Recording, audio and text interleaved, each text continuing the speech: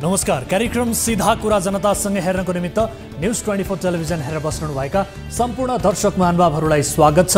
म वीरेन्द्र जैरो। यो लोकतन्त्र हो। यो व्यवस्थामा यदि तपाईँ कुनै दलबाट संरक्षित हुनुहुन्छ भने तपाईँ फौजदारी अपराध गर्नुहोस्, लुकेझै गर्नुहोस्, प्रहरीसँगै बसेर बियर पिउनुहोस्, फरक पर्दैन। कदाचित पक्राउ परिहाल्नु भयो भने वा जेलै परिहाल्नु भयो भने पनि तपाईलाई दलहरूले राष्ट्रपतिबाट माफी दिलाएर तुरुन्तै जेलबाट मुक्त गरिदिन्छन्। नपत्ताए माननीय सांसद श्री अरुण चौधरीलाई हेर्नुहोस्। सांसद चौधरीलाई हेरेर अरू कसैले कसैको ट्र्याक्टर जलाउन चाहिँ नजानु होला। यो लोकतन्त्रमा निमुखाले त नखाएको ऋण पनि तिर्नुपर्छ, नगरेको अपराधको सजाय पनि भोग्नुपर्छ, अझ अपराधै गरेमा त पुरापुर सजाय भुक्तानै गर्नुपर्छ। यसकारण यो लोकतान्त्रिक युगका रैतीहरूले त्यस्तो अपराध नगर्नुहोला जुन राजनीतिको व्यवसायमा लागेकाहरूले गर्छन्। ठुलो सङ्घर्षले प्राप्त लोकतन्त्रमा राजनीति गर्नेहरूको जरिवाना पनि छुट हुन्छ। नपत्याए चुनावमा गरेको खर्च विवरण नबुझाए बापत उठाउनु पर्ने 24 अर्ब रुपैयाँ एक झड्कामा माफी भयो। यता अदालतले जरिवाना बारे के गर्ने भनेर विचार गरिरहेको थियो, उता अदालतलाई उछिनेर राष्ट्रपतिबाट जरिवाना माफी भयो। राजनीति नगर्नेहरूका लागि यस्तो माफी दुर्लभ छ। लोकतन्त्रको अर्को उपहार काला बजारियाहरूले पनि पाउन लागेका छन्। कानुन मन्त्रालयले संसदमा पेश गरेको सम्पत्ति शुद्धिकरण निवारण तथा व्यावसायिक प्रबन्धन सम्बन्धी विधेयकले अलिकति कर तिरेर कालो धन पनि सेतो बनाउन दिँदैछ। आशा गरौँ जनताको आवाज बुलन्द गर्न संसद पुगेका माननीय ज्यूहरूले यस्तो कानुन पनि टेबुल ठटाएरै पास गरिदिनेछन्। महाकाली सन्धि नै पास गर्ने नेपालको संसदका लागि यस्ता चान्चुन धन्दा खासमा कुनै धन्दा नै होइन। अपराधी, काला बजारी, राजनीतिको नाममा धन्दा गर्नेहरूका लागि यो लोकतन्त्र त स्वर्ग समान भएको छ। तर बाँच्नका लागि मकै पोल्ने र साग बेच्नेहरूलाई यो व्यवस्थाले धरधरी रुवाएको छ। फागुन 25 मा राष्ट्रपतिको निर्वाचन हुँदैछ। विदेशीहरूले आफ्ना माग प्रस्तुत गर्न थालिसके। भारतीय र अमेरिकी प्रतिनिधिहरू आएर दलहरूलाई के भनेर गएका छन् त्यो हामीलाई थाहा छैन। नेताहरूको अभिनय हेर्दा यस्तो लाग्छ कि राष्ट्रपति यो मान्छेलाई बनाउनु भनेर यिनलाई कसैले आदेश दिएर गइसकेका छन्। तर अहिले यिनीहरू अरूको आदेश पालना नगरे जस्तो, आफ्नै स्वविवेक प्रयोग गरिरहे जस्तो अभिनय गरिरहेका छन्। अब भारतीयहरूले नेपालमा कसलाई राष्ट्रपतिका रूपमा हेर्न चाहेका छन् त त्यो भन्दैछु। भारतका बुद्धिजीवी भनेर नेपालतिर चर्चा हुने एसडी मुनिले देवेन्द्र पाण्डे, लोकराज बराल, दमननाथ ढुङ्गाना र अनुराधा कोइरालालाई राष्ट्रपतिका रूपमा हेर्न चाहेका छन्। एक भारतीयले नेपालको राष्ट्रपति यी व्यक्तिबाट हुनुपर्छ भन्छन् भने त्यो पनि खुल्लमखुल्ला खुलेआम त यो हद छ। भित्रभित्र कतिसम्म होला? एसडी मुनिले जजसको नाम लिएका थिए। अब उनीहरूबारे थोरै चर्चा गरौँ। एसडी मुनिले नेपालको राष्ट्रपतिका रूपमा हेर्न चाहेका दमननाथ ढुङ्गाना संविधान सभाको दोस्रो निर्वाचन हुन लाग्दा रिसले आगो नै भएका थिए। उनैले भनेका थिए कि संविधान सभाको निर्वाचनले मुलुकलाई निकास दिँदैन। काङ्ग्रेस, एमाले र माओवादीका नेताहरूको मूर्खता, लठैतपन र दिवालियापनले नेपाल बर्बाद हुँदैछ। भारत राम्रो देश हो, नेपाललाई धेरै माया गर्छ। म काङ्ग्रेसको सदस्य होइन, मलाई मतलब पनि छैन। काङ्ग्रेसको यस्तो उछितो काट्ने ढुङ्गाना अघिल्लो निर्वाचनमा भक्तपुरबाट काङ्ग्रेसकै उम्मेदवार बने। ढुङ्गाना संविधान सभाको निर्वाचनको विपक्षमा थिए, तर निर्वाचन भयो, संविधान पनि बन्यो। ढुङ्गानाले भन्थे भारतले नेपाललाई माया गर्छ, तर नेपालमा संविधान जारी हुँदा भारत रिसाएर 5 महिना नाकाबन्दी लगाइदियो। एसडी मुनिले मन पराएका ढुङ्गानाबारे हजारौं टिप्पणी हुने गरेका छन्। अनुराधा कोइरालाको नेपाली नागरिकतामै प्रश्न उठ्ने गर्छ। अब प्राध्यापक लोकराज बरालबारे केही भनिहाल्छु। 78 माघ 15 गते नेपाली रेडियो नेटवर्कसँग कुरा गर्दै बरालले भनेका थिए, हत्तनपत्त नेपालले चुच्चे नक्सा जारी गर्नु रणनीतिक गल्ती गर्यो अथवा यो गल्ती थियो। भारतले आफ्नो राजनीतिक नक्सामा नेपालको कालापानी क्षेत्र समेटेर नयाँ नक्सा जारी गरेपछि नेपालले पटक पटक कूटनीतिक नोट पठाउँदा पनि कुनै रेस्पोन्स नगरेपछि बाध्य भएर नेपालले आफ्नो चुच्चे नक्सा पारित गरेको थियो। चुच्चे नक्सा जारी भएपछि लोकराज बराल जस्ता विद्वानले स्वागत गर्ने अपेक्षा विपरीत उनले नेपालले भुल गरेको प्रतिक्रिया दिएका थिए। तर भारतीय विद्वान एसडी मुनिले बराललाई पनि नेपालको नयाँ राष्ट्रपतिका रूपमा हेर्न चाहेका छन्। अचम्म त के भयो भने एसडी मुनिले आफ्नो सूचीमा डाक्टर बाबुराम भट्टराईको चाहिँ नाम लिएनन्, किनभने एसडी मुनि र भट्टराई बीच गुरु चेलाको सम्बन्ध रहेको बताइन्छ। यसपटक गुरुले आफ्ना चेला किन छुटाए थाहा छैन, तर राष्ट्रपतिमा माधव कुमार नेपाल, झलनाथ खनालदेखि बाबुराम भट्टराईसम्मको नाम चर्चामा चाहिँ छ। राष्ट्रपति को हुनेछन् त्यो हामीलाई थाहा छैन। यदि प्रमुख राजनीतिक दलहरूलाई पनि यो कुरा थाहा रहेनछ भने बुझ्नुपर्छ देश अरूकै नियन्त्रणमा पुगिसकेको छ। राष्ट्रपति जो भए पनि कम्तीमा उनको आत्माले नेपाल पुकार सुनोस्, नेपालीको पीडा सुनोस्। अरूबाटै पालित पोषित सधैँ नेपाल र नेपालीलाई नै सराप्ने कुनै एजेन्ट नेपालका राष्ट्रपति नबनुन्। माथि चर्चा गरिएका पात्र पनि संदिग्ध हुन् भन्ने हाम्रो दाबी वा संकेत केही होइन, मात्रै देखिएका केही विवाद राखेका मात्रै हो। नेपाली नेताहरूले बेला बखत देखाउने हरकतले उनीहरूको राष्ट्रियतामाथि नै शङ्का गर्ने धेरै ठाउँ छ र उनीहरूको राष्ट्रियता नै शङ्काको घेरामा पर्न थालेको छ। नेपालमा नेपाली नागरिकता धारण गरेका नेपालीबाट निर्वाचित यस्ता पनि केही नेता छन् जो आफूलाई विदेशीको खास मान्छे हुँ भनेर चिनाउँदा गर्व गर्छन्, तर उनीहरू शीर्ष नेतादेखि प्रधानमन्त्रीसम्मलाई थर्काउन पनि पछि पर्दैनन् भन्ने चर्चा हुन्छ। रासोपाका सभापति रवि लामिछानेको विवादास्पद पत्रकार सम्मेलनका क्रममा उनैले हिन्दीमा भनेका थिए कि नेपाल र भारत बीचको सम्बन्ध बिगार्ने बिचौलियाहरू सक्रिय छन्। भारतको खास लाइन यो हो भन्दै गृहमन्त्रीसम्मलाई तर्साउन जानेहरू के ती विदेशी हुन् त? ती नेपाली नै हुन्। दुश्मनसँग त लड्न सजिलै हुन्छ, तर आफ्नैहरूले पछाडिबाट गर्ने प्रहार छल्न चाहिँ बडो मुस्किल हुन्छ। अहिले देशमा भइरहेको यही नै हो, यति नै हो। सारमा भन्नुपर्दा नेपाललाई विदेशीबाट होइन नेपालीबाटै जोखिम छ। आउनु सुरु गरौँ जनताको चासो गुनासो र प्रश्न सहितको विशेष कार्यक्रम सीधा कुरा जनतासँग।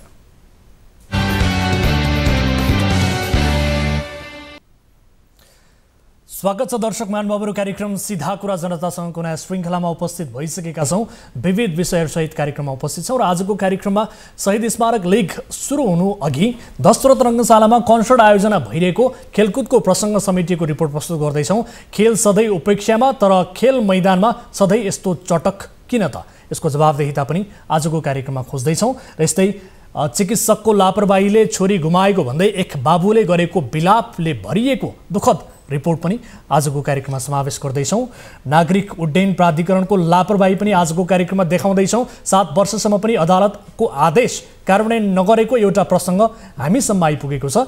र यस्तै पति साउदीको जेलमा परेपछि उद्धारका लागि पत्नीले गरेको बिलौना पनि आजको कार्यक्रममा देखाउँदैछौँ। यसबाहेक समयले साथ दिए तपाईँ दर्शक महानुभावहरूसँगको प्रत्यक्ष कुराकानीमा जोडिनेछौँ। कुनै पनि समस्या पर्नु भएको छ, कुनै पनि तपाईँका गुनासाहरू छन् भने कार्यक्रममा तपाईँले प्रत्यक्ष रूपमा सहभागिता जनाएर आफ्ना गुनासाहरू समस्याहरू राख्न सक्नुहुनेछ र सँगसँगै आफ्नो छरछिमेक वरपर टोल समाजमा देखिएका विकृति विसङ्गति उप पनि तपाईँले खबरदारी गर्न सक्नुहुनेछ कार्यक्रममा प्रत्यक्ष रूपमा सहभागिता जनाएर। अब कार्यक्रमको सुरुवात गरौँ ताली र गालीबाट। यसअघि हामीले सोधेको प्रश्न थियो, नेकपा यसका अध्यक्ष माधव कुमार नेपालले राष्ट्रिय स्वतन्त्र पार्टी मुलुकका लागि घाँडो भएको टिप्पणी गरेका छन्।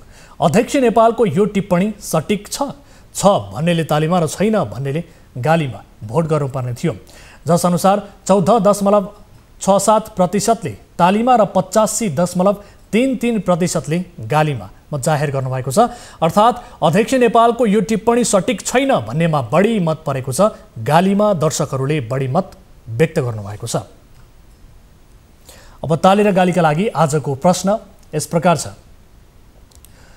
प्रधानमन्त्रीका परराष्ट्र सल्लाहकारका रूपमा नियुक्त रूपक सापकोटा पूर्व सभामुख अग्नि सापकोटाका पुत्र भएकै कारण नियुक्त भए भनिनु उनका लागि न्यायपूर्ण हुन्छ भन्नेले तालीमा र हुँदैन भन्नेले गालीमा भोट गर्नुहोला। हाम्रो पात्रको एप्लिकेसनमा गएर ताली र गालीका लागि भोट गर्न सक्नुहुनेछ र भोटिङ सुरु हुन्छ। अब दर्शक महानुभावहरू, हामीले समसामयिक विषयमा प्रश्न राख्ने गरेका छौँ। त्यो विषयमा यहाँहरूको धारणा, यहाँहरूले सोच्नुभएका विषयलाई मत मार्फत व्यक्त गर्न सक्नुहुनेछ ताकि सरकारवाला निकायको ध्यानाकर्षण हुन सहयोगी सिद्ध होस्। अब आजको पहिलो विषय, 2.5 वर्षकी एउटी सानी बच्ची बोली त बल्ल बल्ल फुट्दै थियो, बिरामी परिन्। डाक्टरले भाइरल रुगाखोकी हो कि भनेका थिए। विज्ञ चिकित्सकको निगरानीमा राखेर बाबुले उपचार गराइरहेका थिए। समस्या सुरु भएको 5-7 दिनमै ती बालिकाले यो संसार छाडिन्। के भाइरल रुगाखोकीले पनि कसैको ज्यान जान्छ त? बालिकाका बाबु भन्छन्, चिकित्सकको लापरवाहीले मैले मेरी छोरी गुमाएँ। उपचारमा संलग्न डाक्टर भन्छन्, मैले त नियमानुसार नै उपचार गरेको थिएँ। छोरी गुमाएका एक बाबुको विलापले भरिएको यो दुःखद रिपोर्ट हेर्नुहोस्।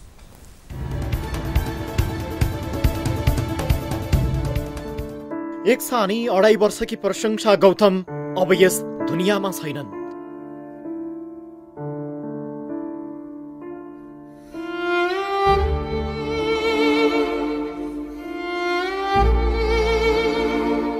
प्रशंसा कुनै गम्भीर रोगको शिकार भएकी थिएनन्, कुनै दुर्घटनामा परेकी पनि होइनन्। सामान्य रुगाखोकी मात्रै लागेको थियो उनलाई। तर चिकित्सकले ठिक भइहाल्छ, आत्तिनु पर्दैन भन्दा भन्दै बालिकाले सबैलाई छाडेर गइन्।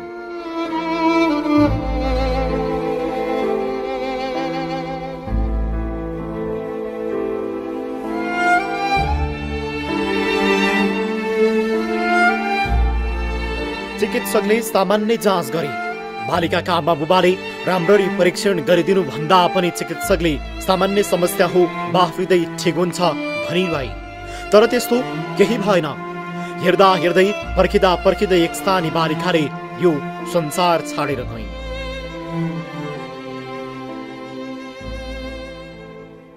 मोरङ पथरीका गौरव दर्पण अर्थात् गंगा गौतमकी छोरी प्रशंसाले सुरुदेखि नै विज्ञ चिकित्सकको उपचार पनि पाइन्, तर पनि उनको निधन भयो। प्रशंसाको उपचारमा लापरवाही भएको दावी गर्दै उनका बाबु गौरवले मंगलबार काठमाडौँमा पत्रकार सम्मेलन गरेका छन्। प्रशंसाको निधनमा बालरोग विशेषज्ञ डाक्टर जयदेव यादव मुख्य दोषी रहेको दावी गरेका छन्। हामी विज्ञ होइनौँ, हामी सामान्य अभिभावक हौँ। बच्चासँग हामी 24 घण्टा रहने मान्छे सामान्य अभिभावक हौँ। हामीले त्यत्रो दिनदेखि हामीले फिल गरिरहेको जाँच गर्नुपर्छ, उपचार गर्नुपर्छ भनेर हामी दैनिक त्यही डाक्टर कहाँ गइरहेको, दैनिक लिएर जाँदाखेरि पनि उसले सानो एउटा जाँच किन नगराइदिएको। मेडिकल प्रोसिडरमै बाफ लगाउनुभन्दा अगाडि या लगाइसकेपछि एक्सरे गरेर हेर्ने उनीहरूको प्रोसिडरमै पर्दो रहेछ। पछि थाहा भयो नि यो सब चिज त हामीले त नपरिकन थाहा भएन होइन। त्यो सामान्य जाँचहरू उसले किन नगरिदिएको। यत्रो पहिलेदेखि उसैको भरमा हामी उ त एउटा लाखौँ तिरेर पढेर आएको डाक्टर होइन। यत्रो समयसम्म हामीले उसैको फलोअपमा उसैसँग लिएर जाँदाखेरि बच्चाको त्यत्रो उसँग सिम्टम्सहरू थपिँदै जाँदा पनि उसले दोस्रो पाटोबाट किन नसोचिदिएको, किन नहेरिदिएको। प्रशंसाको उपचारमा कसरी भयो लापरवाही, बाबुको बयान जस्ताको त्यस्तै। प्रशंसाका बाबु गौरवले पत्रकार सम्मेलनमा जारी गरेको विज्ञप्तिमा जे भनिएको छ त्यो यस्तो छ। मेरी 2.5 वर्षकी छोरी प्रशंसा 4 दिनदेखि लगातार डाक्टरको निगरानीमा थिइन्।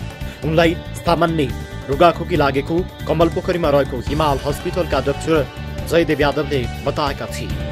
सुरुमा नक्सालको एउटा क्लिनिकमा देखाएर औषधि खुवाइएको थियो। 2-3 दिनसम्म निको हुँदै फर्किँदै हुन थालेपछि नक्सालकै हिमाल अस्पतालमा पुर्याइयो। त्यहाँ बालरोग विशेषज्ञ डाक्टर जयदेव यादवले माघ 23 गते प्रशंसाको उपचार सुरु गरे। डाक्टर यादवले भाइरल ज्वरो ठहर गरे र 4 दिनको औषधि दिए। फलोअपमा 4 दिनपछि बोलाए, तर प्रशंसाको अवस्था भोलिपल्टै बिग्रियो। फेरि डाक्टर यादव कहाँ प्रशंसालाई लिएर गयौं। डाक्टरले औषधिको असर हो, निको हुँदैछ, झोलिलो खानेकुरा खुवाउन भने। मैले थप कुनै जाँच परीक्षण गर्नुपर्छ कि भनेर सोद्धा केही पर्दैन भन्ने जवाफ दिए। बिहान बेलुका बाफ लगाउनु भने हामीले पनि डाक्टरको सल्लाह बमोजिम गर्दै गयौं। तर नानीलाई समस्याले च्याप्दै गयो। छाती घ्यारघ्यार गर्ने आलस्य हुन थाल्यो। छोरीको समस्या मोबाइलले खिचेर डाक्टरलाई देखाउँदा पनि उनले त्यसलाई हल्का रूपमै लिए। त्यसपछि उनको अनुहार सुनिन थाल्यो, पेट फुल्न थाल्यो। डाक्टरले खाना नखाएर ग्यास भरिएर पेट फुलेको भने। मैले एउटा एक्सरे गरेर हेरौँ भन्दा डाक्टरले पर्दैन भन्ने जवाफ दिए। भोलिपल्ट बाफ लगाउन जाँदा नर्सहरूले नानी शिथिल छन् त भने। सायद डाक्टरलाई उनीहरूले रिपोर्ट गरेनन् होला। त्यही दिन साँझ डाक्टर कहाँ फेरि पुर्यायौं। नानी बस्न सक्ने अवस्थामा थिएनन्। नानीको अवस्था यस्तो देखेपछि बल्ल डाक्टर यादवले एक्सरे र रगत जाँच लेखे। एक्सरे रिपोर्टमा दुवै फोक्सोमा पानी भरिएको देखियो। अक्सिजनको लेभल पनि निकै तल देखायो। तर डाक्टरले हिमालमै भर्ना गर्न चाहेनन्। उनले PICU भएको हेम्समा फोन गरेर छोरीको अवस्था बताए। हेम्सले बिरामी नपठाउन भने। त्यसपछि डाक्टर जयदेव यादवले नाटक रचे र उनले हामीलाई झुक्क्याउँदै भने कान्तिबाल अस्पताल लैजानु। त्यहाँ मैले भनिदिएको छु मेरो नाम लिनु। यादवले छोरीका कागजातहरू दिएनन्। नर्सलाई लुकाउन लगाए। मैले डाक्टरको आँखा छरेर नर्सबाट रिपोर्टहरू खोसेर लिएँ। अक्सिजन जोडेरै कान्ति अस्पताल पुर्याएपछि थाहा भयो त्यहाँ डाक्टर यादवले कसैसँग केही कुरै गरेका रहेनछन्। कान्तिले पनि बेड खाली छैन भन्दै भर्ना लिन मानिन। हतार मेट्रो अस्पताल पुर्यायौं। त्यो बेलासम्म अक्सिजनको लेभल 50 मा झरिसकेको थियो। बल्ल तल्ल छोरीको उपचार सुरु भयो। उपचार सुरु भएको 1 घण्टापछि मलाई भित्र बोलाइयो। म भित्र गएँ, छोरीलाई हेरेँ, छोरी थिइन्। तर फेरि बाबा भनेर बोलाउन नसक्ने अवस्थामा, फेरि कहिल्यै पनि नबोल्ने अवस्थामा, फेरि कहिल्यै पनि नफर्किने गरी छोरीले यो संसार छोडिसकेकी भएछन्।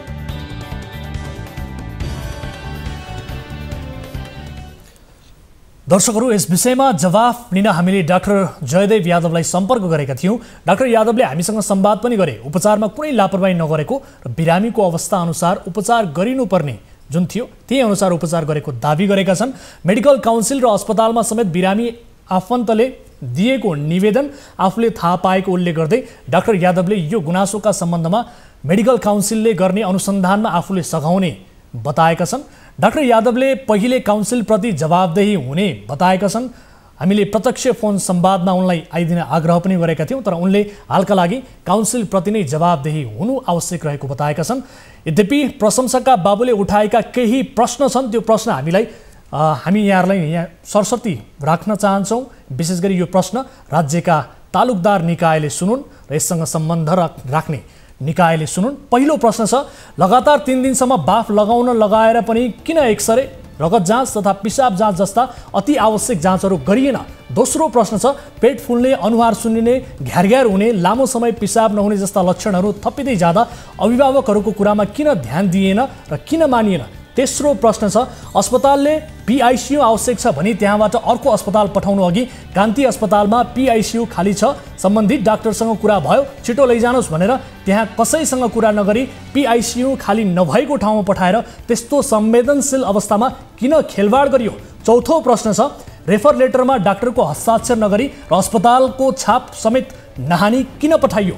पाँचौं प्रश्न छ, बिरामीको पुरानो 4 दिनदेखिको हिमाल हस्पिटलको मेडिकल रेकर्ड र औषधि किन लुकाउने कोसिस गर्यो? अब म के गरौँ, कोसँग लडौँ, यति संवेदनशील सेवामा किन लापरवाही गरियो? यो विषयमा विज्ञ म हो कि डाक्टर? उसको कुरा मानेर मैले कहाँनिर गल्ती गरेँ? मैले बेहोरेको क्षति यो राज्यको क्षति हो कि होइन? सम्बन्धित डाक्टरको योग्यता छानबिन हुनुपर्छ कि पर्दैन? न्याय माग्न पाउने अधिकार त छ, तर न्याय पाउने भरोसा कसले दिन्छ? यावत प्रश्नहरू प्रशंसाका बाबुले गरेका छन्। यी प्रश्नको जवाफ पक्कै पनि यो राज्यले दिनेछ, सम्बन्धित निकायले दिनेछ। अब अर्को विषयतर्फ यहाँहरूको ध्यानाकर्षण गराउन चाहन्छु। त्रिभुवन अन्तर्राष्ट्रिय विमानस्थल स्थित एयर कार्गो कम्प्लेक्समा अदालतको आदेश बमोजिम 7 वर्ष अघि नै ठेक्का लागेको भए अहिलेसम्म नागरिक उड्डयन प्राधिकरणले कर बाहेक नै 80 करोड रुपैयाँ आर्जन गरिसक्थ्यो। कृपासुर शेर्पा, योगेश भट्टराई, प्रेम आले सहित शेर्पा लगायतका सबै पर्यटन मन्त्री, त्यस यताका धेरैजना सचिवहरू, महानिर्देशकहरूले अदालतको फैसला र आदेश समेत अटेर गरेर जे गरे, त्यही कारण राज्यले कम्तीमा 50 करोड नोक्सानी बेहोरेको छ। आफूले चाहेको कम्पनीले ठेक्का नपाउने भयो भन्ने चिन्ताले तत्कालीन मन्त्री, सचिव, महानिर्देशकहरूले टेन्डर नै रद्द गरे। एक पीडित व्यवसायीको यही दाबी छ। विभिन्न मितिमा 3 तहका अदालतले 4 पटक फैसला गरेर ठेक्का सम्झौता गर्नु भन्ने आदेश दिए, तर अदालतको अवहेलना मुद्दा खेप्न नेपालको राज्य संयन्त्र तयार भयो, तर सम्झौता गर्न तयार भएन। राज्यलाई 50 करोडभन्दा बढी हानि नोक्सानी पुर्याउने 71 सालको त्यो टेन्डरका क्रममा कानुनी राज्यको कसरी उपहास भयो त? यो विशेष रिपोर्ट हेरौँ। त्रिभुवन अन्तर्राष्ट्रिय विमानस्थल स्थित एयर कार्गो कम्प्लेक्स सञ्चालन तथा व्यवस्थापनका लागि 10 वर्ष टेन्डर प्राप्त गरेका एक व्यवसायी 8 वर्षदेखि मुद्दा मामिलामा अल्झेका छन्। यी व्यवसायीले नियमअनुसार पाएको ठेक्का पटक पटक अदालतले उनको पक्षमा दिएको आदेश र फैसला हुँदा पनि नागरिक उड्डयन प्राधिकरणले उनको कम्पनीसँग सम्झौता गरेको छैन। कार्गो कम्प्लेक्स अर्थात् गोदाम सञ्चालनका लागि 8 वर्षदेखि यिनी मुद्दा मामिलामा फसिरहेका छन्। यसबीच कम्तीमा 5 करोड रुपियाँ खर्च पनि भयो, तर ठेक्का सम्झौता भएन। इनिसियली नै हामीले लगभग 2 करोड पैसा खर्च गऱ्यौँ, किनभने विदेशी कम्पनीसँग पनि सहकार्य गर्नुपर्ने अवस्था थियो, विदेशी जानुपर्ने। अनि यो डेभलपमेन्टको कुरा भएकोले गर्दाखेरि चाहिँ अब त्यो अहिले त सामान गोदाम त उच्च रहेछ म्यानुअल्ली, यसलाई चाहिँ नै अनलाइनमा लानुपर्ने, डिजिटलाइजेसन गर्नुपर्ने भएकोले गर्दाखेरि ती कम्पनीहरूसँग, विदेशी कम्पनीहरूसँग हामीले एडभान्स पेमेन्ट गर्दाखेरि झन्डै सुरुमा हामीलाई चाहिँ 2 करोड प्लस चाहिँ सुरुमै लगानी भयो। त्यो पछाडि हामीले 5 करोड बराबरको त ब्याङ्क ग्यारेन्टी बुझाएको पनि छौँ। त्यतिखेरदेखि बुझाएको आजसम्म त ब्याङ्क ग्यारेन्टी जारी छ। त्यसो भन्दाखेरि अहिले मोटामोटी हामीलाई लगभग 5 करोडको हाराहारी लस भइसक्यो, घाटा भइसक्यो। ठेक्का पनि पाइएन, घाटा पनि भइसक्यो। 71 सालमा नागरिक उड्डयन प्राधिकरणले 10 वर्षका लागि एयर कार्गो कम्प्लेक्स सञ्चालन, व्यवस्थापन तथा सुधार समेत गर्ने गरी ग्लोबल टेन्डर आह्वान गरेको थियो। ₹79,71,61,550 रुपियाँमा त्यो टेन्डर नेपालको कम्प्लिट कन्ट्र्याक्टरले सिङ्गापुरे कम्पनी स्काई लिफ्टसँगको जेबीमा प्राप्त गरेको थियो। सबैभन्दा बढी रकम कबुल गर्ने कम्पनीसँग ठेक्का सम्झौता गर्नुको सट्टा तत्कालीन संस्कृति पर्यटन तथा नागरिक उड्डयन मन्त्री कृपासुर शेर्पा समेतको जोडबलमा टेन्डर नै रद्द गरियो र यसो गर्नुको कारणमा नेपाली कम्पनी कम्प्लिट कन्ट्र्याक्टर सञ्चालक परिवर्तन राई कालो सूचीमा परेका व्यक्ति हुन् भनियो। तर राई कालो सूचीमा थिएनन्। यो तथ्यपछि अदालतले नै प्रमाणित गरिदियो। अब त्यतिखेरको चाहिने मन्त्री पर्यटन मन्त्री कृपासुर शेर्पा महानिर्देशक सञ्जीव गौतमको कम्पनी थियो होला कुनै उनीहरूले चाहेको कम्पनी। विदेशी कम्पनीसँगको सहकारीमा टेन्डर भरेका कारण नेपाली कम्पनी कम्प्लिट कन्ट्र्याक्टले तयारीमै केही करोड रुपियाँ सिद्ध्याइसकेको थियो। हुनै लागेको सम्झौता बिना कारण रोकिएपछि कम्पनी अदालतको ढोकामा ढकढक्याउन गयो। यसपछि मुद्दा सर्वोच्चसम्म पुग्यो। पुरा 5 वर्षको मुद्दा मामिलामा प्रत्येक तहको अदालतले सम्झौता गर्नु भन्ने आदेश दियो। तर नागरिक उड्डयन विभाग र मन्त्रालयका तत्कालीन अधिकारीहरूले अदालतको आदेश पालना गरेनन्, सम्झौता पनि गरेनन्। अदालतको कुनै पनि आदेश फैसला पालना नगरी पनि नेपालमा चल्छ भन्ने कुराको एउटा गतिलो उदाहरण यही टेन्डर प्रक्रिया बनेको छ। अदालतको आदेशलाई पन्छाउने र मनमानी गर्ने सिलसिला 72 सालबाट सुरु भएको यी कागजातबाट पुष्टि हुन्छ। तत्कालीन पुनरावेदन अदालत पाटनले 72 सालमा नागरिक उड्डयन प्राधिकरणलाई ठेक्का सम्झौता गर्न परमादेश जारी गर्छ। अदालतले जारी गरेको परमादेशको ठहरमा लेखिएको यो अंश हेर्नुहोस्।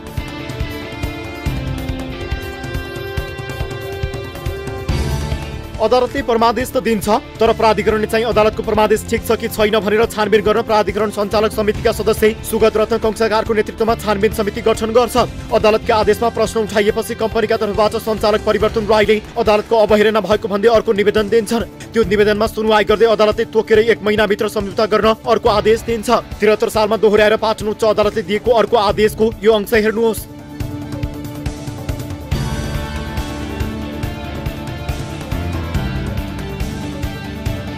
अदालतले दोहोर्याएर आदेश दिएपछि पनि नागरिक उड्डयन प्राधिकरण आदेशको पालना गर्न छोडेर सम्झौता गर्न समय लाग्ने भन्दै अर्को 1 महिनाको याचना लिएर अदालत पुग्छ। तर अदालतले थप समय दिने कुनै कानुनी आधार नभएको भन्दै प्राधिकरणको याचना खारेज गरिदिन्छ। अर्थात् प्राधिकरणले अदालतले थप समय नदिएपछि 1 महिनाभित्र सम्झौता गरिसक्ने दिएको आदेश कार्यान्वयन हुनुपर्ने थियो। तर त्यस्तो हुँदैन। उच्चले समय नथप्ने निर्णय गरेपछि त्यसविरुद्ध प्राधिकरण फेरि किचलो गर्न थाल्छ र सर्वोच्च गएर समय थपको आग्रह गर्छ।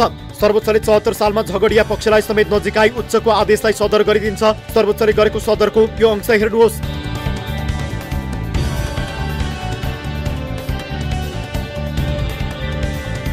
यति भएपछि सञ्चालक परिवर्तन राई ठेक्का सम्झौताका लागि प्राधिकरण पुगे। तर प्राधिकरणका अधिकारीहरूले उनको कम्पनीसँग सम्झौता गरेनन्। त्यसपछि उनी फेरि अदालतको अवहेलना भएको भन्दै अदालत नै पुगे। अदालतले 75 सालमा प्राधिकरण सञ्चालक समितिका सबैलाई जनहित 3000 को दरले अवहेलनामा जरिवाना सुनायो। यस्तो जरिवानामा पर्नेहरूमा तत्कालीन मन्त्री आनन्द पोखरेल, हाल ऊर्जा मन्त्रालयमा रहेका सचिव सुरेश आचार्य, शिशिर ढुङ्गाना, पर्यटन व्यवसायीहरू ईश्वरी पौडेल, सुखचन्द्र झा, निङमा नोर्बु शेर्पा, सदस्य सचिव सञ्जीव गौतम छन्। गौतम बाहेकले अदालत पुगेर अदालतको अवहेलना गरेको होइन, माफी पाऊँ भन्दै माफी मागे। अदालतले माफी पनि दियो। यति हुँदा पनि प्राधिकरणले सम्झौता चाहिँ गरेन। तपाईँहरूलाई 1 महिनाभित्र हामी सम्झौता गर्नुपर्ने अवस्था छ। तपाईँहरू आउनुहोस्, हामी अलि समय पुग्दैन। हामी चाहिँ जोइन्टली एउटा निवेदन लिएर चाहिँ अदालतमा जाउँ अनि अलिकति म्याथ थपेर चाहिँ तपाईँको चाहिँ नै हामी प्रक्रिया अगाडि बढाउँछौँ भनेको भएदेखि त भइहाल्थ्यो। त्यो त अदालतले मान्ने हुन्छ त्यो कुरा होइन। अनि बारम्बार चाहिने अदालतको आदेश चाहिँ आउँदाखेरि पनि उनीहरू टेरी पुछार नलाउने, उल्टै अदालतको आदेशलाई चाहिँ नै छानबिन गर्ने कमिटी बनाउने। सेवानिवृत्त भइसकेका सञ्जीव गौतमले जरिवानाबारे पुनरावेदन गरेका छन्। त्योभन्दा बाँकी रहेकाले सम्झौता गर्न नमिल्ने अड्कु थापेर प्राधिकरण बसेको सञ्चालक परिवर्तन राई बताउँछन्। कम्प्लिट कन्ट्र्याक्टले एयर कार्गो सञ्चालन गर्न नपाएपछि अहिले त्यहाँको व्यवस्थापन सरकारी स्वामित्वको नेपाल पारवहन तथा गोदाम व्यवस्थापन कम्पनीले गर्दै आएको छ। कम्पनीले यो 7 वर्षमा बढीमा 20 करोड रुपियाँ आय गरेको सञ्चालक राईको दाबी छ। अर्थात् बडाबडमा कबुल भए बमोजिम ठेक्का सम्झौता भएको भए हालसम्म सरकारले 80 करोड प्राप्त गरिसक्थ्यो। समयमै सम्झौता नगर्दा राज्यलाई कम्तीमा 50 करोड हानि नोक्सानी भएको छ। नागरिक उड्डयन प्राधिकरणले लगभग 80 करोड रुपियाँ राजस्व उठाइसकेको हामीबाट। अनि अहिले कति उठाइसक्यो होला? अहिले त्यस्तै होला, त्यस्तै 20-25 करोड यति उठेको होला जम्मा। भनेपछि 80 करोडमा 20 करोड घटाउँदाखेरि पनि 60 करोड अथवा अझै 5 करोड घटाउँदाखेरि 50 करोड चाहिँ नोक्सानी भयो। 50-50 करोड नोक्सान छ नि प्राधिकरणलाई। प्राधिकरणले अदालतको आदेश समेत पालना नगरी किन यस्तो काम गर्यो त? यो प्रश्नको एकिन जवाफ हाललाई छैन। कतिपयले टेन्डर हात पार्न नसकेको यति ग्रुपकै कारण यस्तो किचलो भएको बताइन्छ।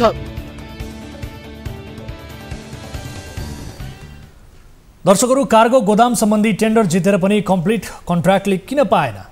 व्यवसायीको गुनासोका आधारमा हामीले यो रिपोर्ट यहाँहरू समक्ष प्रस्तुत गऱ्यौँ। कुनै पनि विषयको एकपक्षीय कुराले मात्रै विशेष गरी तथ्य बुझ्न सकिन्न। यसकारण अब हामी अर्को पक्षसँग पुरापुर कुराकानी गर्दैछौँ र यसका लागि हामीले नागरिक उड्डयन प्राधिकरणका प्रवक्ता जगन्नाथ निरौलालाई प्रत्यक्ष टेलिफोन सम्पर्कमा जोडेका छौँ। उहाँसँग कुराकानी गरौँ। प्रवक्ताज्यू, यहाँलाई स्वागत छ कार्यक्रम सीधा कुरा जनतासँगमा। हजुर, धन्यवाद, नमस्कार। हजुर, अब अदालतले 1 महिनाभित्र सम्झौता गर्नु भनेर दिएको आदेश समेत पालना नगरेर विशेष गरी प्राधिकरणले एक व्यवसायमाथि अन्याय गरेको र उनलाई अपूरणीय क्षति पुर्याएको मामिला हामीले भर्खरै रिपोर्ट मार्फत प्रस्तुत गऱ्यौँ। अब 1 महिनाभित्र सम्झौता गर्न दिएको आदेश तपाईँहरूले किन पालना गर्नु भएन?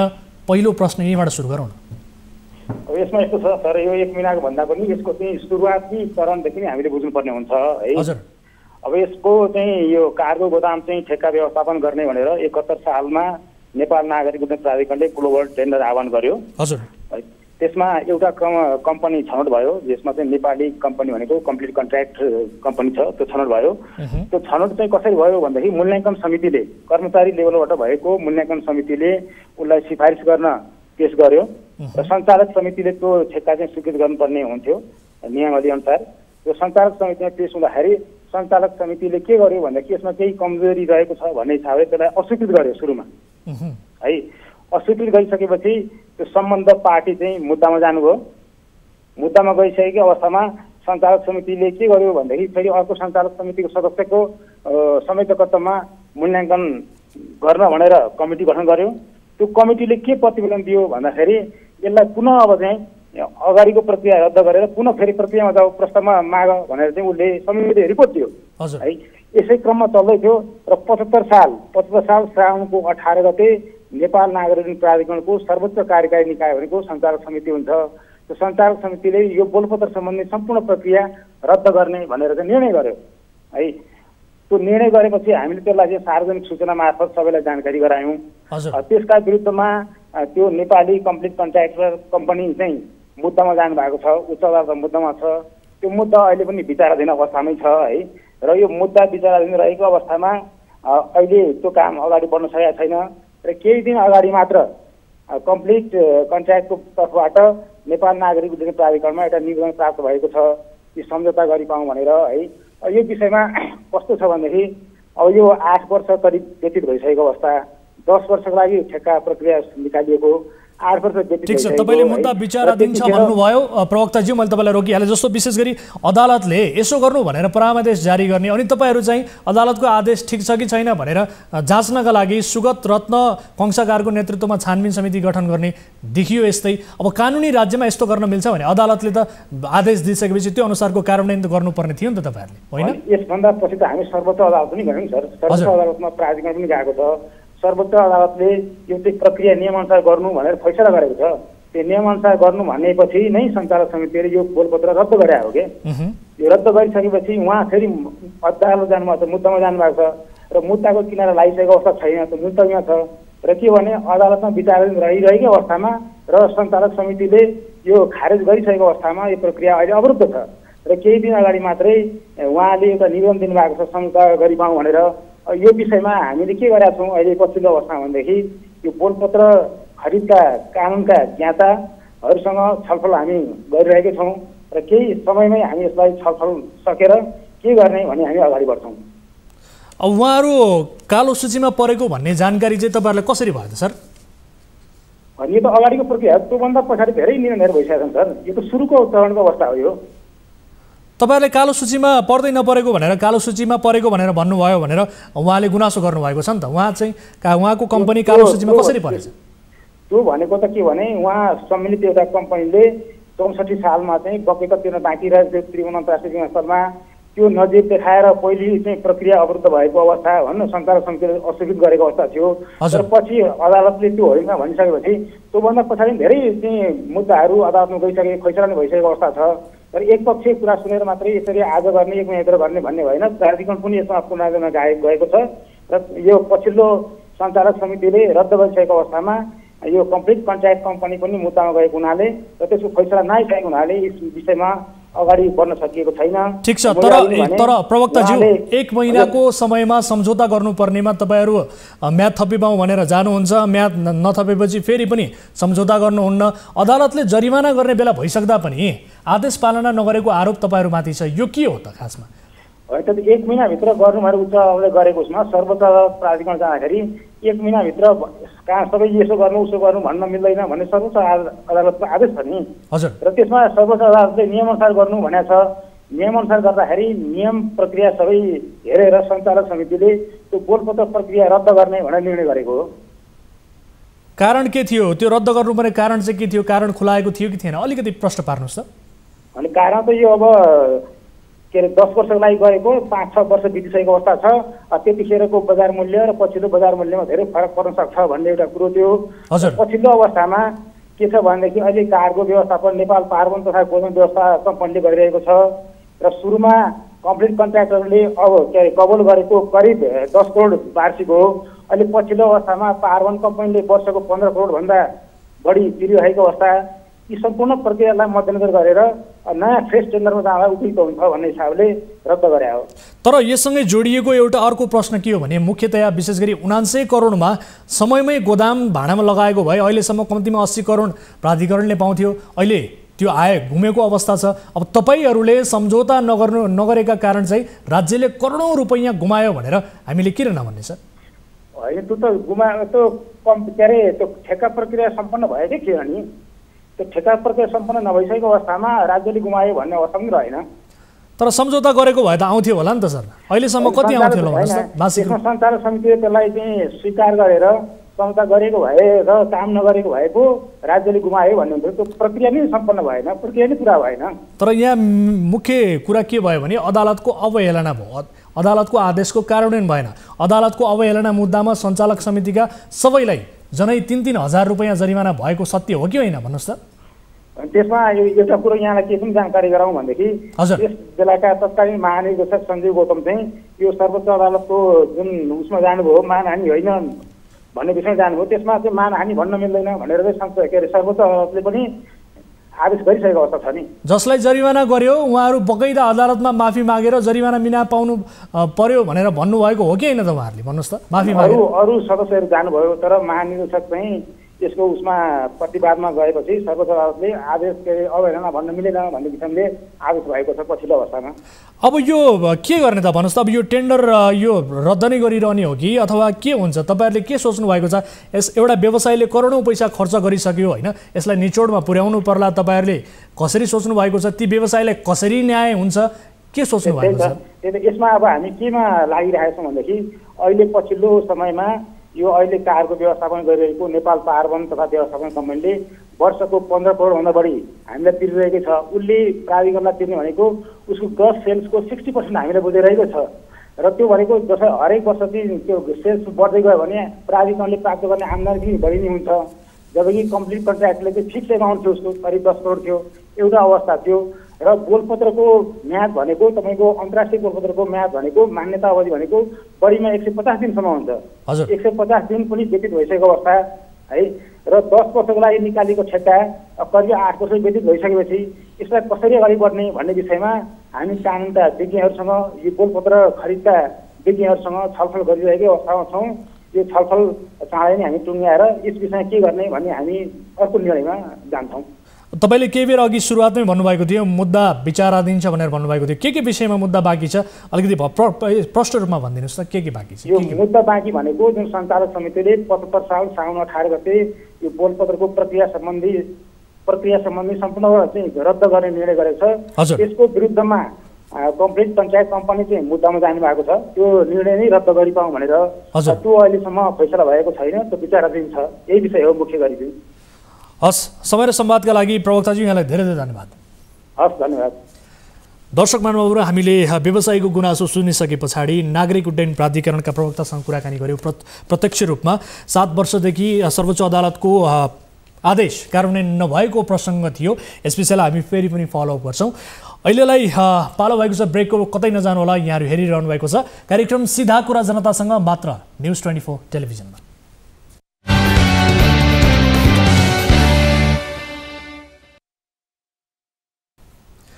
ब्रेकपछि स्वागत छ दर्शकहरू कार्यक्रम सीधा कुरा जनतासँगमा। अब अर्को विषय, नेपालीमा फुटबल प्रेम अद्भुत छ।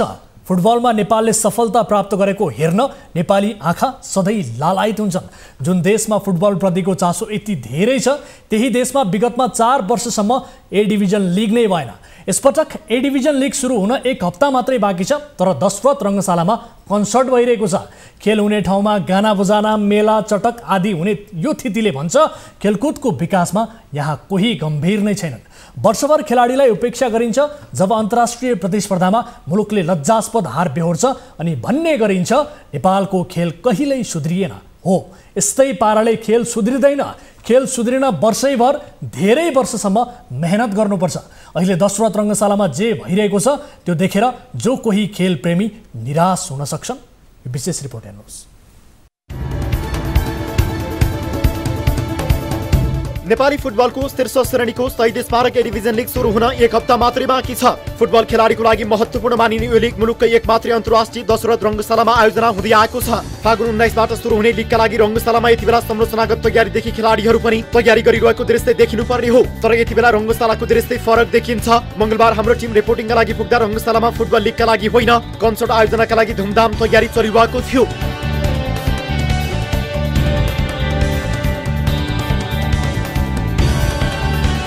मैदानमा प्रशिक्षण गर्न पाउनुपर्ने केही खेलाडीहरू बाहिरबाट रङ्गशालामा नेभरल्यान्ड कन्सर्टको आयोजनाका लागि भइरहेको तयारीको दृश्य निहालिरहेका थिए। खेल सम्बद्ध पदाधिकारी र खेलाडीहरूले दशरथ रङ्गशालामा आयोजित कन्सर्ट आयोजनाको विरोध गरेका छन्। हाम्रो क्यामेरामा बोल्न नमाने पनि उनीहरूले खेलकुदका लागि भरपर्दो संरचनाहरू नै नभएको अवस्थामा आश्रित रहनुपर्ने एकमात्र रङ्गशालामा पनि बेला बेलामा खेलकुद बाहेक गतिविधिले आफूहरूको प्रशिक्षणमा निकै बाधा पुर्याएको गुनासो गरेका छन्। रङ्गशालामा फुटबल खेलाडी मात्रै होइन, अन्य खेलाडीले समेत प्रशिक्षण गर्छन्। देशका लागि स्वर्ण पदक दिलाउने खेलाडीले प्रशिक्षण गर्ने र पसिना बगाउने ठाउँ यही हो, तर विगत 4 दिनदेखि रङ्गशालामा नेभरल्यान्ड कन्सर्टको तयारी चल्यो। 4 दिनसम्म खेलाडीले प्रशिक्षण गर्न पाएनन्।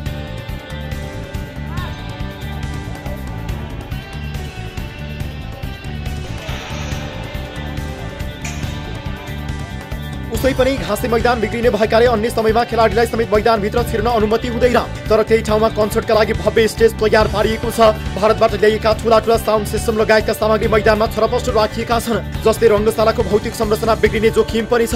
अखिल नेपाल फुटबल संघ एन्फाका पदाधिकारीको असन्तुष्टि देखिन्छ, तर उनीहरू राखेको यस्तो कार्यको खुलेर विरोध गर्न सक्दैनन्। अब आउने दिनहरूमा चाहिँ यस्तो किसिमको गतिविधि पैसा कमाउनु भन्दा पनि पैसा कमाउन सकिन्छ, तर चाहिँ फुटबलको माध्यमबाट चाहिँ तपाईँले फुटबल खेलेर त्यो पैसा कमाउने आम्दानीको स्रोत किन सस्टेनेबिलिटी हुनुपर्छ, किन भन्दाखेरि ग्राउन्ड मेन्टेनेन्स गर्नुपर्ने हुन्छ, कुर्सीहरू बनाउनु पर्ने हुन्छ, धेरै चिजहरू छन् त्यहाँ। त्यसले गर्दाखेरि त्यो मेन्टेनेन्स गर्नको लागि पनि सस्टेनेबल चाहिँ हुनैपर्छ। तर त्यसको लागि चाहिँ खेलकुद परिषदले पनि अखिल नेपाल फुटबल सङ्घसँग सहकार्य गरेर चाहिँ एउटा वार्षिक कार्यक्रमहरू चाहिँ बनाउनुपर्छ जस्तो मलाई लाग्छ। यता फागुन 23 गतेबाट नेपाल एथलेटिक सङ्घको आयोजनामा 16औं एसियन क्रस कन्ट्री च्याम्पियनसिप नेपालमा हुने तय छ। प्रतियोगितामा नेपालसहित 40 देखि 45 राष्ट्रका करिब 450 खेलाडीको सहभागिता हुने बताइएको छ, तर नेपालको तर्फबाट सहभागिता जनाउने एथलेटिक्स खेलाडीको तयारीमा समेत कन्सर्ट आयोजनाले अवरोध गरेको छ। कन्सर्ट आयोजनाकै कारण उनीहरूले अन्तर्राष्ट्रिय प्रतियोगिताको मुखैमा पनि प्रशिक्षण गर्न पाएका छैनन्। उस्तै पनि रङ्गशालाको मैदानमा रहेको सिन्थेटिक ट्र्याक पुरै पातलो छ। त्यसमाथि ट्र्याकमाथि राखिएको सामग्री र ट्र्याक समेत कभर गरी निर्माण गरिएको स्टेजले ट्र्याकको हकीकत कस्तो बनाउला त्यो सहजै अनुमान लगाउन सकिन्छ। पानी पर्दा भद्रगोल हुने रङ्गशालामा पैसा कमाउन कन्सर्ट।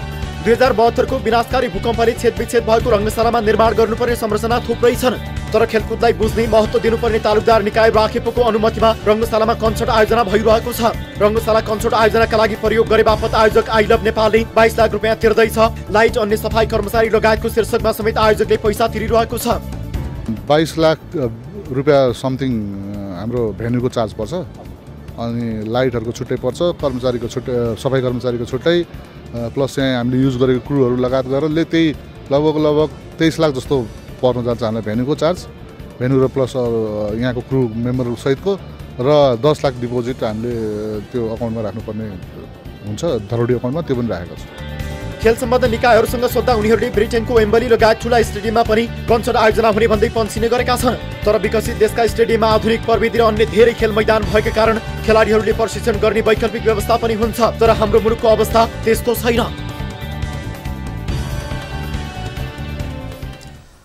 दर्शकहरू, यस विषयमा थप कुराकानी गर्नका लागि हामीसँग टेलिफोन सम्पर्कमा जोडिनु भएको छ राष्ट्रिय खेलकुद परिषदका सदस्य सचिव टङ्कलाल घिसिङ। सदस्य सचिवज्यू, यहाँलाई स्वागत छ कार्यक्रम सीधा कुरा जनतासँगमा। धन्यवाद। हजुर, अब यति बेला फुटबलको तयारी हुनुपर्ने एथलेटिक्स प्रशिक्षणका खेलाडीहरूले चाहिँ तयारी गर्नुपर्ने होइन, मुलुकको एकमात्र अन्तर्राष्ट्रिय रङ्गशालामा कन्सर्ट भइरहेको छ, गाना बजाना भइरहेको छ, अब सामाजिक सञ्जालमा समेत रङ्गशालामा खेल बाहेकका गतिविधि गर्न नहुने भन्ने किसिमको आवाज पनि उठिरहेको छ। यो अनुमति किन दिइयो सर? यहीँबाट सुरु गरेँ मैले। यस्तो हो, पहिलो कुरा चाहिँ यो कन्सर्ट हप्ता होइन, महिना होइन, वर्ष होइन, जम्मा एक दिन पनि पुरा होइन। साँझको अघि 5 बजीबाट सुरु भएर 8 बजी सकाउने उहाँहरूको हामीसँगको कार्यक्रमको सेड्युल रहेको छ। एक। दोस्रो कुरो, राष्ट्र जुन तपाईँले भन्नुभएको दशरथ रङ्गशाला चाहिँ फुटबलको लागि तालिमको भेन्यू होइन, प्रतियोगिताको भेन्यू हो। फुटबलको नेसनल टिमको तालिमको भेन्यू भनेको चाहिँ सातोबाट स्थित रहेको एन्फा कम्प्लेक्स हो। थाहा छ, तर एथलेटिक्सका खेलाडीले कहाँ प्रशिक्षण गर्छन् सर? तपाईँलाई अरू कन्टिन्युसली बताउँछु म, हैन? साँझ 5 बजेदेखि 8 बजे एथलेटिक्सको ट्रेनिङ हुँदैन। हजुर है। र अर्को कुरा पनि तपाईँलाई भन्छु, यो कसरी दियो भन्ने सन्दर्भमा चाहिँ हामीले परिषदको बैठकमा एउटा खेलकुद गतिविधिलाई प्रत्यक्ष असर नपर्ने गरी, खेलकुद कार्यतालिकामा असर नपर्ने गरी, हैन, खाली रहेको अवस्थामा भेन्यूलाई आइडलमा राख्नुभन्दा त्यसलाई एउटा परिषदको आफ्नो आन्तरिक एउटा स्रोतको रूपमा पनि त्यसलाई परिचालन गर्न सकिने भन्ने ठहर गरेर भाडा समेत निर्धारण परिषदको बैठकले निर्धारण गरेको भाडा दरमा मात्रै छैन, त्यसका सँगसँगै त्यसका सुरक्षाका, इन्सुरेन्सका लगायत यावत कन्डिसनहरू छन्, ती कन्डिसनहरू सबै अप्लाई गरेर ठिक छ तपाईहरुले गर्नुभएको छ। यो स्रोत जुटाउनका लागि तपाईहरुले गर्नुभयो, ठिक छ। तर खेल प्रेमीहरूले यसलाई राम्रो मानेका छैनन्, किनभने सर फागुन 19 गतेबाट ए डिभिजन लिग हुँदैछ, एक हप्ता मात्रै बाँकी छ। यसका लागि कम्तीमा त्यहाँ तयारी हुनु पर्थ्यो। अन्य समयमा विशेष गरी फुटबल ग्राउन्डमा खेलाडीले समेत घाँसे मैदान, त्यो मैदान बिग्रिन्छ भनेर छिर्न नपाउने अवस्था हुन्छ। जुन हिसाबले त्यहाँ स्टेज बनेको छ, मैदानमा स्टेज बनेको छ, सिन्थेटिक ट्र्याकमा चाहिँ ती सामग्रीहरू, ठुला साउन्ड बक्सहरू राखिएका छन्, त्यसले त भोलि हाम्रो मैदान एकमात्र अन्तर्राष्ट्रिय स्तरको रङ्गशाला विकल्प छैन। त्यो रङ्गशाला जो भूकम्पले छेदविच्छेद भएपछि बल्ल तल्ल उठेको छ, लगानी गरेर उठेको रङ्गशाला, अब यसमा भोलिको दिनमा केही संरचनाहरू बिग्रियो भत्कियो भने त्यसको जिम्मेवारी कसले लिन्छ भन्ने प्रश्न हो के सर? होइन, बिग्रियो भत्कियो भन्ने त हामीले धरौटी पनि लिएका छौँ, इन्सुरेन्स पनि गरेका छौँ। यति मात्र होइन, तपाईँलाई त्यो दैनिक त्यहाँको घाँस मेन्टेन गर्नका लागि भनेर हाम्रो छुट्टै एउटा टिमै छ, होइन, रेगुलर टिमै परिचालन गर्छौँ हामी, है। त्यस कारणले यो अरू अघि पछि प्रतियोगिता गरेको बेलामा पनि घाँस बिग्रिन्छ, होइन, तर प्रतियोगिता गरेको बेलाको जस्तो होइन नि यो अहिले प्रतियोगिता पनि नभएको, होइन। त्यतिकै आइडल बस्नुभन्दा एउटा आन्तरिक स्रोत पनि हुने र त्यसका निमित्त परिषदले आफ्नो बैठकै बसेर यस्तो खालको खेलकुद प्रतियोगितालाई प्रत्यक्ष रूपमा असर नपर्ने गरी, होइन, भाडामा दिँदा त्यो खेलकुद परिषदलाई नै एउटा आन्तरिक आम्दानी हुने र हरेक बनेको खेलकुद पूर्वाधार बनाउनु मात्र ठुलो कुरा होइन, त्यसलाई परिचालन गर्नु नि ठुलो अर्को कुरा हो। र अर्कोतिर हामीले त्यसलाई कसरी सस्टेन गर्ने भन्ने पनि कुरा हो, किनभने त्यहाँ तपाईँलाई दर्जनौँको सङ्ख्यामा चाहिँ सुरक्षा गार्डहरू लागिराखेको हुन्छ। त्यसपछि त्यो तपाईँले त्यो मैदान बनाउनका लागि हामीले रेगुलर स्टाफहरू, इरिगेसन, त्यहाँ त्यो पानीको त्यो सिँचाइको कुरा छ त्यहाँ घाँसमा। ठिक छ सदस्यजी, तपाईँले आफूले अनुमति दिएका हिसाबले, तपाईँले आफूले यो निर्णय गरेका हिसाबले ठिक लाग्यो होला, तर त्यसबाट यहाँ तपाईँले यहाँबाट आर्जन भएको स्रोत पनि त्यही ग्राउन्ड मेन्टेनकै लागि खर्च हुने हो कि? हजुर, तपाईँलाई बुझाउन खोजेको चाहिँ मैले त्यहाँनिर हो। ठिक छ, तर तपाईँले यो अनुमति दिएका हिसाबले, तपाईँले निर्णय गरेका हिसाबले तपाईँलाई आफूलाई ठिक लाग्यो होला, अरूले चित्त बुझाएका छैनन्। इभन अब एक हप्तापछि ए डिभिजन लिग हुँदैछ, एन्फाका कयौँ पदाधिकारीहरू असन्तुष्ट छन्, त्यस्तो ग्राउन्डमा कसरी खेल्ने भनेर एउटा किसिमको प्रश्न पनि उठेको छ। तपाईँले प्रतिक्रिया पाउनु भएको छ कि छैन? खुलेर बोल्न सकेका छैनन् होला सर? तपाईँलाई म भन्छु, एन्फाले लिगको नीति तय गर्नुभन्दा अगाडि भएको निर्णय हो यो। त्यस पछाडि एन्फाले मिति तय गरेपछि एन्फा र यो कन्सर्ट आयोजकको बिचमा मैले सँगै राखेर पनि छलफल चलाएको छु।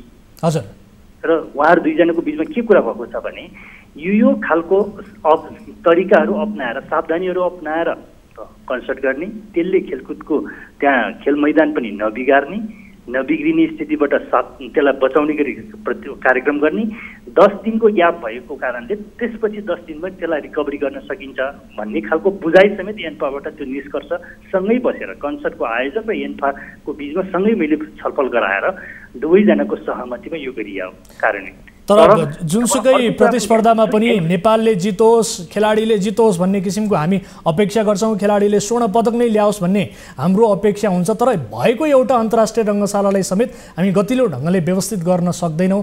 त्यसमा अन्य खेलकुद बाहेकका अन्य गतिविधिहरू चाहिँ नहुन दिने वातावरण बनाउन सक्दैनौँ भने यो त बडो विडम्बना भयो नि सर, होइन? तपाईँलाई यो महसुस हुन्छ कि हुँदैन ल भन्नुहोस्? म तपाईँलाई भन्छु त्यो एन्फा आज अघि 5 बजीदेखि 8 बजीसम्म कन्सर्टलाई दिँदा कुन चाहिँ खेलकुद प्रतियोगितालाई असर पर्यो? खेलकुद प्रतियोगिता कुनै खेलकुद प्रतियोगितालाई असर परेको छैन। प्रतियोगिता दोस्रो म तपाईँ मेरो कुरा त सुन्नुहुन्छ नि? हजुर, दोस्रो कुरा म तपाईँलाई के पनि भन्छु भने त्यतिकै आइडल बस्नुभन्दा त्यो खेलकुदकै लागि त्यही रङ्गशालालाई सस्टेन गर्नका लागि त्यो त आम्दानीको स्रोत बन्यो नि। अर्को विकल्प पनि त दिन सकिन्थ्यो होला नि सर। यो आम्दानी पैसा नै ठुलो कुरो हो र यसलाई व्यवस्थित त बनाउनु पर्यो नि सर। रङ्गशाला जेका लागि हो त्यसका लागि प्रयोग गर्नु पर्यो, किनभने हाम्रो जस हो विश्वका अन्य देशका रङ्गशालाहरूमा विभिन्न कन्सर्टहरू हुन्छन्, ठुला ठुला मेला हुन्छन्, अरू गतिविधि पनि गर्न पाइन्छ। तर हाम्रो देशमा विकल्प छैन नि त। खेलाडीका लागि विकल्प खोइ अरू रङ्गशाला छ, अरू कुनै त्यस्तो किसिमको स्टेडियम छ सर? त्यो नभएर हाम्रो देशका लागि सुहाउँछ र भने काठमाडौँ उपत्यकाभित्रै यसपटक राष्ट्रिय खेलकुद परिषदले बनाएको 3वटा स्थानहरू म तपाईँलाई भन्छु। सातदोबाटो पनि राष्ट्रिय खेलकुद परिषदको स्वामित्वमा रहेको जग्गा हो। त्यहाँनिर एन्फा कम्प्लेक्स त्यहाँनिर एउटा छ। अर्को हामी लिग सञ्चालन गर्नका लागि एन्फा र परिषदको बिचमा 3वटा ग्राउन्डलाई हामी सँगै परिचालन गर्दैछौँ यसपटक। अर्को दशरथ रङ्गशाला, अहिले यो रङ्गशाला, अर्को च्यासलको रङ्गशाला। च्यासलको रङ्गशाला पनि निर्माण कार्य सम्पन्न भइसकेको छ र यो लिग अर्को यसै पटकको लिगको सेरी त्यहाँ पनि हामी सञ्चालन गर्दैछौँ। यी काठमाडौँमै 3वटा ग्राउन्डमा हामी सञ्चालन गर्दैछौँ जो राष्ट्रिय खेलकुद परिषदको निर्माणमा र स्वामित्वमा छ। हस् सदस्य सचिवज्यू, यहाँले अब यो विषयमा आफ्नो धारणा राख्नु भएको छ। पक्कै पनि अब खेल समर्थकहरूले कसरी तपाईँ र म बिचको कन्भर्सेसनलाई लिनुहुन्छ यो उहाँहरूकै जिम्मामा छोडौँ। समय र संवादका लागि धन्यवाद सर। यहाँलाई पनि धन्यवाद। दर्शक महानुभावहरू, सामाजिक सञ्जालमा समेत उठेका केही प्रश्नहरूलाई समेट्दै हामीले यो रिपोर्ट प्रस्तुत गऱ्यौँ र यसबारे कुराकानी गऱ्यौँ। अब अर्को विषयतर्फ यहाँको ध्यान आकर्षण गराइहाल्छु। नेपाल, युएई र नामिबिया मध्ये कुनै एकले एक दिवसीय विश्वकप खेल्ने अवसर पाउँदैछन्। प्रतिस्पर्धा निकै कडा हुनेछ। मङ्गलबार त्रिवी मैदानमा स्कटल्यान्ड र नामिबियालाई स्तब्ध पार्दै नेपालले क्लिन स्विप गर्यो। अब युएई र पपुवा न्युगिनीसँग नेपालको फेरि भिडन्त तय छ। ती भिडन्तमा पनि यसै गरी नेपाली टोलीले सफलता पायो भने नेपाल फेरि एकपटक विश्वकपमा प्रवेश गर्नेछ। तर यो प्रक्रिया कसरी अगाडि बढ्नेछ त यो रिपोर्ट हेर्नुहोस्।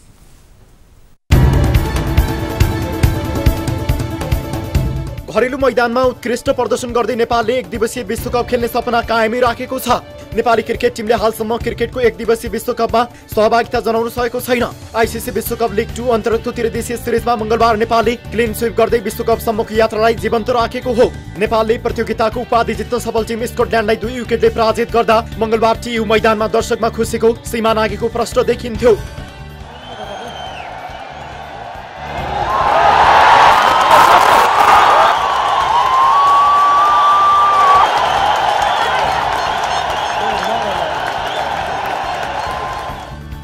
विश्वकप लिग 2 यसै वर्ष भारतमा आयोजना हुने आइसिसी एक दिवसीय विश्वकपको छनौट खेलका लागि भएको छनौट प्रतियोगिता हो। प्रतियोगितामा नेपालसहित 7 टिमले प्रतिस्पर्धा गरिरहेका छन्। 7 टिम मध्ये 3वटा राष्ट्रले जिम्बाब्वेमा हुने एक दिवसीय विश्वकपका लागि छनौट खेलमा स्थान बनाउनेछन्। स्कटल्यान्ड र ओमान प्रतियोगितामा छनौट भइसकेका छन्। अब बाँकी 5 टिम मध्ये 1 टिमले मात्रै छनौट खेल्न पाउनेछ। अङ्क तालिकाको पुछारमा रहेको पपुवा न्युगिनी र चौथो स्थानमा रहेको अमेरिका छनौटबाट बाहिरिसकेका छन्। छनौट खेल्ने नेपाल, युएई र नामिबियाको सम्भावना भने कायमै छ। 3 टिम मध्ये 1 टिमले एक दिवसीय विश्वकप छनौटमा स्थान बनाउनेछन्। नेपालको सम्भावना कति? लिग 2 मा नेपालले अब 8 खेल खेल्न बाँकी छ, जसमध्ये 4 खेल दुबईमा आयोजना हुँदैछन् भने 4 खेल नेपालले घरेलु मैदानमा खेल्ने तालिका छ। 5औं स्थानको दुबईसँग नेपालले 4 खेल खेल्न बाँकी छ भने पुछारको पपुवा न्युगिनीसँग पनि 4 खेल खेल्न बाँकी छ। एक दिवसीय विश्वकपमा छनौट हुन नेपालले नामिबियालाई उछिन्नु पर्ने हुन्छ। अहिले नामिबिया 37 अङ्कसहित तेस्रो र नेपाल 26 अङ्कसहित 6औं स्थानमा छन्। छनौटका लागि नेपालले कम्तीमा 5वटा खेल जित्नु पर्नेछ। दुबई नेपालसँग पराजित भएर नेपालले आगामी 5 खेल जितेमा नेपाल एक दिवसीय विश्वकप छनौट खेल्न पाउनेछ।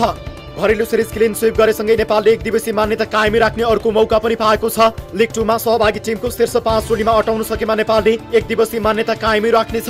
सन्दीपको पुनरागमन र नयाँ प्रशिक्षकको आगमनले हौसिएको नेपाली टोली। करिब 6 महिनापछि नेपाली राष्ट्रिय टोलीमा पुनरागमन गरेका पूर्व कप्तान सन्दीप लामिछानेले उत्कृष्ट प्रदर्शनलाई निरन्तरता दिएका छन्। उनले सिरिजका 4 खेलमा नेपालका लागि सर्वाधिक 13 विकेट हात पारे। यस्तै नयाँ प्रशिक्षकका रूपमा नेपाली टोली सम्हालेका प्रशिक्षक मन्टी देसाईको आगमनले सकारात्मक नतिजा र नयाँ माहौल सिर्जना गरेको छ।